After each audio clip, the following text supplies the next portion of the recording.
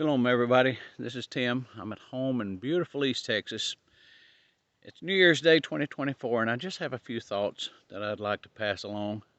This is not prepared. This is just speaking off the top of my head, which I know can be a dangerous thing, but I'm going to ask you to listen.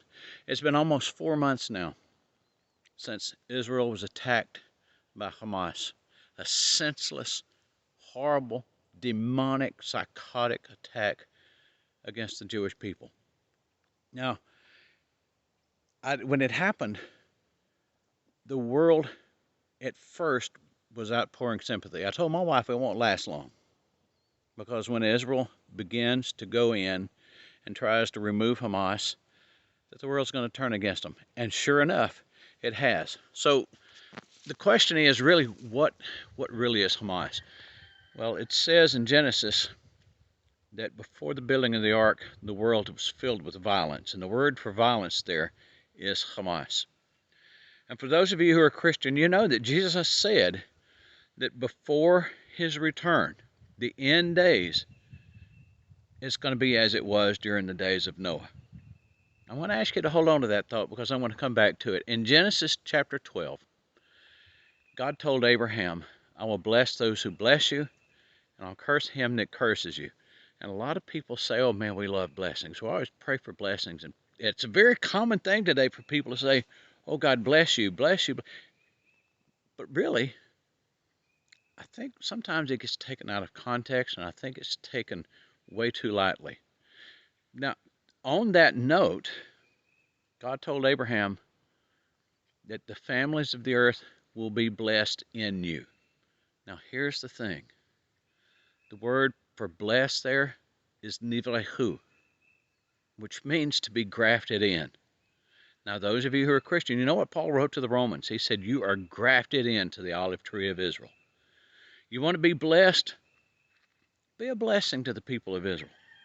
Because in truth, if you're a Christian, you belong to Israel. You belong with Israel. And Israel needs your prayers. Israel needs your support. Israel needs you to stand up for them. And let's go back to the thing about Hamas. Not only is Israel plagued with what has gone on and having to fight back and try to eradicate Hamas, and by the way, this is a spiritual fight. This is not just flesh and blood. Those of you who are Christian, you remember that Paul wrote that we do not war against flesh and blood, but against principalities and spiritual entities. And this is really what's going on, y'all. And so now, take a look at what has happened this past Christmas and now New Year's. People all over the world are now supporting Hamas. They are saying, from the river to the sea, Palestine shall be free. First of all, there's no country named Palestine. It's never existed. Not only that, but the Arabic language does not even contain the letter P. Go and try to read the Palestinian Constitution if you can find one. There's not one. So you see, the world is filled with Hamas, which means the time is drawing closer and closer and closer, and it's coming very quickly. As a matter of fact, what if I were to tell you, I can tell you when Jesus is coming back. I know, don't cut it off. Don't cut it off. I want you to hear this. I can tell you when he's coming back based upon what he said. He said, Jerusalem, how I long to gather you as a hen would gather his chicks, but you are not willing. You will not see me again until you say, blessed is he who comes in the name of the Lord. Now, we don't know when Israel's going to do that. But the point is clear. It's going to be the Jewish people who call him back.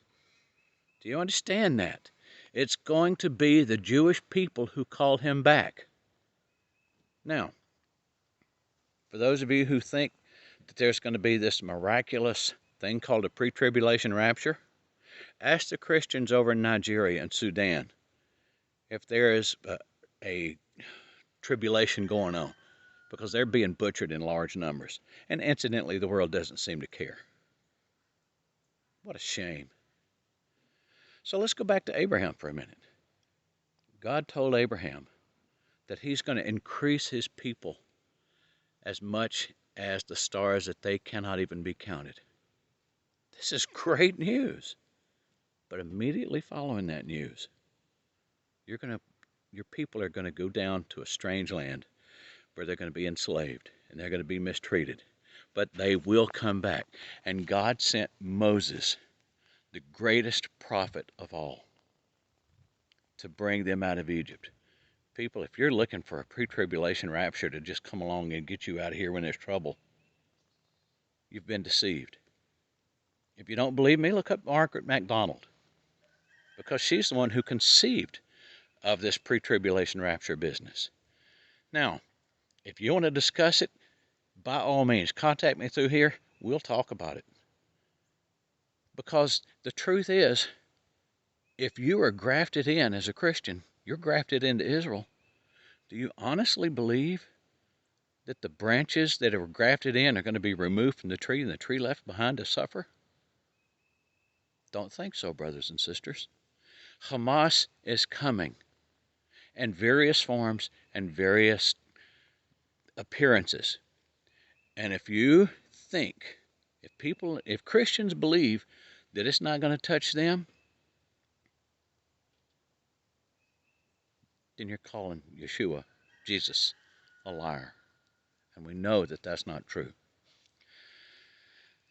So that in order for us to understand the times that we live in, and understand not only the times, but our responsibilities, because if you are grafted in, yeah, that's your blessing, but you have a responsibility that goes along with it as well.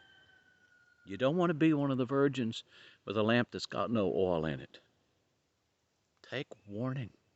Look at what Paul says about those who think everything is fine and they're sleeping. They're walking around asleep because they don't understand the times. So that's my plea to you. Pray for the peace of Jerusalem. It means do something for Jerusalem. Brothers and sisters, those of you who are Christians, join in with the Jewish people. Join in with Israel. Please don't stick your finger in their faces and say you need to be saved. That's up to God. He's the one who has blinded the eyes of the Jewish people. If you don't believe it, go back to Romans. Go to Deuteronomy 31 and 32. And go to the Psalms. Go to Ezekiel, where it talks about God hiding his face until the end. Please, I'm asking you, do something for the sake of Israel and for the Jewish people. I'm going to put links in here. My Rabbi Yitzhak Shapira, has written some books concerning these things, and everything is taken straight from Moses. Now, why Moses? Well, you remember Jesus said that Moses wrote about him. So if Moses wrote about him, that means that everything that concerns the end times is going to be in Moses also. There is nothing new under the sun, said King Solomon. So I'll put the links in the bottom. Please take a look at these links. Order these books. They will help you to understand. I'm not getting a penny off of this. I don't. Well, anyway, that's beyond the point. Brothers and sisters, stand up for Israel and the Jewish people. Wake up, because Israel will call him back. And just for the heck of it, go and read Zechariah 8:23. Be one of those. Shalom, and may God give you a great new year and keep you safe, but push into his word and be obedient. There's your blessing.